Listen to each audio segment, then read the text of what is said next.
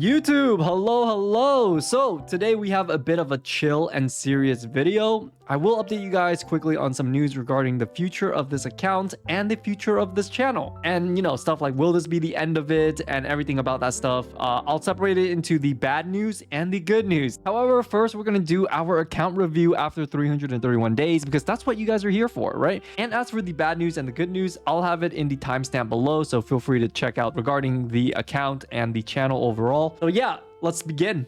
As for the memory of chaos on the Warpless account, it's not looking mighty fine. I'll say that much. I probably have a better chance of getting into the creator experience server than 3-starring MOC12. This is impossible. The issue is that there's a big fat DPS check and there's no way currently to circumvent that DPS check. Chat and I tried everything from servo hyper to QQ dual DPS, from Dr. Ratio, everything, right? So if you have any secret tech or ideas, I am all ears and will be listening. I tried a ton of stuff on my own time as well, but the reality is that these enemies are way too beefy. I can't even get close to the recommended amount of cycles as seen here. I have 23 cycles remaining. However, the enemies are still alive in the first half, and this is my best attempt. So yeah, it's honestly not looking too good. However, the new memory of chaos, there's potential there. I will say that there is potential there. And in terms of, simulated universe golden gears, gameplay wise, I still have a few more to go through, but all of the conundrum levels all the way to down to 12. Using the most OP path, of course, March 7th with Remembrance. That is just absolutely broken.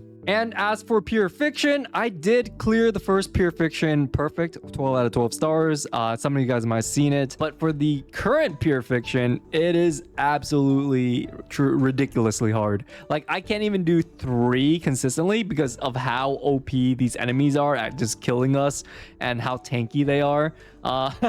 Overall, yeah, Pure Fiction right now is looking a little bit doomed, but that's okay. I don't put too much stock into that game mode. I don't really like it that much. I like MOC a lot more. And as for our characters, we currently have 14 total characters that we are able to access and use. And once Hanya comes, or maybe Gallagher, depending on who I get, we will have 15. Okay, so first up for Pela, we obviously are running her with the tutorial mission, light cone, 150 speed, running the 4-piece eagle, of course, right? Traces are maxed, so the 4-piece eagle with 150 speed allows us to get 4 turns in 2 cycles, which is the beauty of it. And also Eidolons are, of course, at 0. We have Dr. Ratio, very standard crit damage build. I do have him with a different build that you guys might have seen. 4-piece eagle, Dr. Ratio. But generally, I will go with his crit build, right? Whichever gives him the best amount of substats. So you guys see here, my pieces are pretty insane for the substats, and he's gonna dish out a really good amount of damage with that. Lynx, very standard Lynx build with a lot of healing. The light cone that we got from the event, traces are nearly maxed. Relics, 4-piece passerby with outgoing healing, speed, HP, and energy regen. Yukong, standard energy recharge crit build, very good in my opinion for just amplifying your character's damage. Probably the best harmony character for my account. Past and future, max traces, relics, 4-piece withering snow. This is typically when I run her without a healer. Crit damage, speed, defense percent, and energy regen rope. Fire MC, we're going with a break effect build. You guys probably already seen this. Nothing really much changed about his build. Traces almost max, relics running whatever gives him a good amount of substats for break effect, speed, and defense. So speed, defense, and break effect, right? We have Natasha, very unique build with Natasha. I am running her with the 4-piece eagle, as you guys see here. Get some help. Overall, she's very unique in that she's running the 4-piece eagle, right? However, everything else is relatively the same. Next up, we have March, which is also running the 4-piece eagle with the 151 speed and textures of memories. Traces almost maxed, and yeah, just the 4-piece eagle. I love my eagle. I gotta have it. March gotta use it. That is the way. And you know what they say, if you struggle in life, ask yourself, why are you not using the 4-piece eagle? Once you answer that question, everything in life will be solved. You're wrong. And okay, that sounded so dumb. Anyways, that's why I'm running March with the 4-piece eagle. It's just so good. It's so fun. It's so enjoyable. Next up, we have Guinaifen, our newest member. We're running kind of like a break effect with attack and maybe a little bit of crit here and there. But overall, yeah, her build, max out traces, relic, 4-piece quantum set. The only reason I'm using this is because it's really good for the substats as well as the defense shred. As you guys see here, holy, these substats are quite insane. And so yeah, I'm running that for her. Of course, we then have Asta, your typical tanksta build with a lot of energy recharge, tankiness. Sometimes I go break effect, but for now I'm going with this tank 4-piece Withering Snow build, so she'll never die. QQ, one of the absolute hardest character to build. It takes a quintillion amount of time to farm for her relics. The reason is that her traces, they don't give any crit stats. So essentially you're left with all the crit stat having to be built on your relics. And so it's really hard to build a crit character that basically relies on substats for relics. And of course we have Serva, which is a very crit oriented build. And it's a little hard to build her as well. Or it's not hard to build her, but it is hard for her to deal damage. And what I mean by that is she doesn't have her best support, which is Ting Yun, and Ting Yun amplifies her damage, which I hopefully one day they'll give us a Ting Yun. But overall, her damage is pretty lackluster in my opinion, even though I have really good relics for her. Substats are off the roofs for these pieces. Then we have Herta, which I think her damage is crazy, especially since she is one of the characters that we are able to get Eidolons on, almost all of them, and I think the 5th one is coming out relatively soon in the next patch, so I'm excited for that.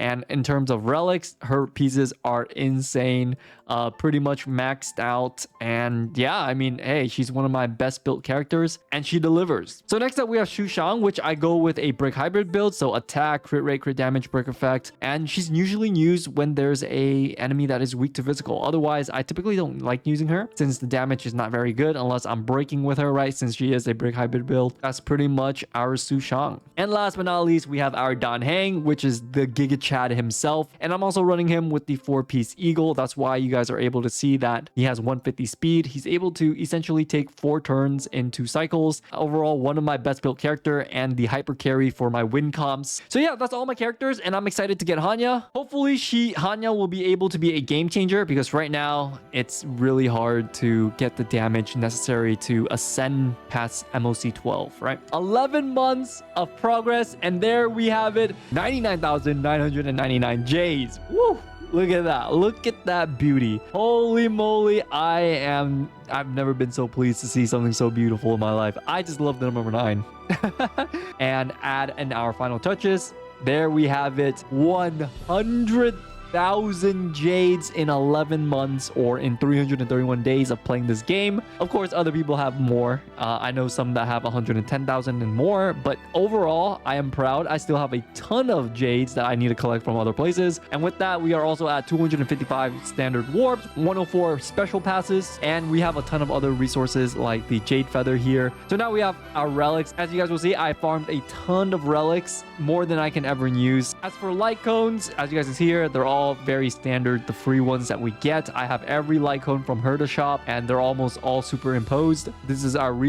I have over 1,000 XP book. So first up, the bad news. As for my plans on making content on this account, to be honest, there's not much left, except for maybe if there's like a new endgame or simulated universe, stuff like that, right? And so the plan for 2.1 was to go back to guide making, since there's not going to be a warpless episode until I clear MOC 12 or a new endgame comes out, like I said, right? However, due to recent events with the hoyoverse creator server drama and all that stuff, it made me really think, and it made me really scared actually to put my eggs into the guide basket now, because I don't know if I'm going to be invited onto the server. So if you guys didn't know, basically hoyoverse gave a few creators the ability to basically release official leaks, kits, and showcases of the characters. Not this guy.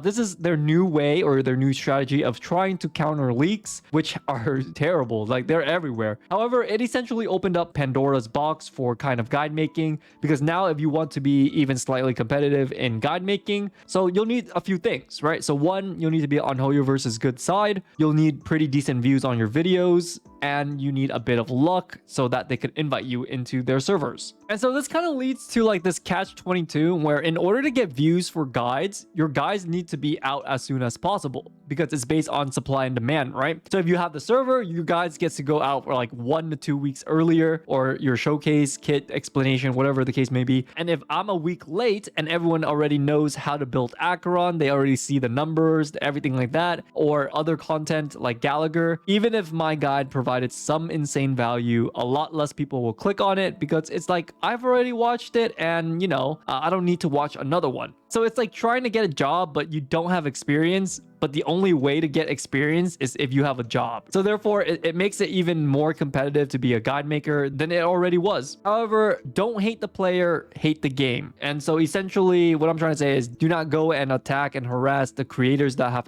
early access to the servers, because they're just doing their job. It's not their fault. They are just essentially given the opportunity and they're gonna take it. So now the real issue will be for the small creators, not me. I'm relatively like okay now, right? I could make content and it will be pushed to the algorithm, but for like those that are starting off, you guys are not gonna have a good time. And hopefully there's a way for them to also get into the server as well, right? So yeah, like I mentioned, it's like that catch-22. It's gonna be a lot harder for guide makers for sure, and it's gonna be a lot more competitive, but at the end of the day, that's just how the game is played. So as for the good news, obviously, as you guys know, the plans for the guides and stuff like that are kind of at a halt for now, but that gives me the opportunity to invest my time into other content. So similar to MTash, I've been trying to figure something out, something that I could provide value for everyone, all my viewers. And so I think I got something cooking. I'm cooking something up right now as we speak. This is going to be one of the biggest series that I've put out. It's going to be a big challenge. And if the first episode does well, I will continue with it. Otherwise, it might be time to consider other options, right?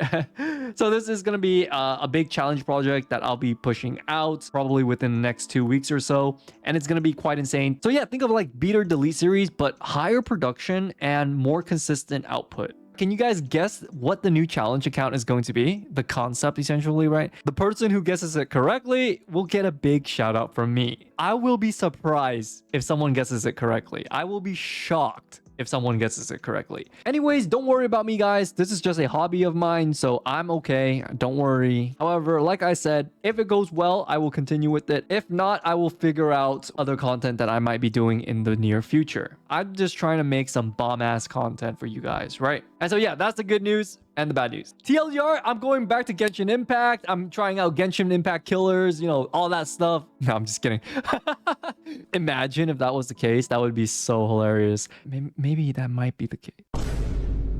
But if you are interested in seeing me do that, check out my twitch.tv/Zetomai. I will be streaming, you know, other content there as well, like the Genshin killers and potentially Genshin Impact again. I do miss it. I won't lie. Aside from that, let's see how many passes that we are gonna get. There we go, 625 special passes. With our 104, that's 729 passes. I think that's enough to get E6 on somebody at least. Acheron is probably off the menu, but you know, March V2, V2 March, V2 Sampo, that could be in the menu. So in the future, if I want an E6 character, I will be able to most likely get it. Who do you think I'm gonna get? Comment down below. Am I gonna get Sampo V2 with his mask? Am I gonna get Herta V2? That sounds pretty cool too. And yeah, that's pretty much it from me. And I'll catch you guys next time. Bye. All right, take care. See ya. Have a nice day. Take care. Stay safe. Bye.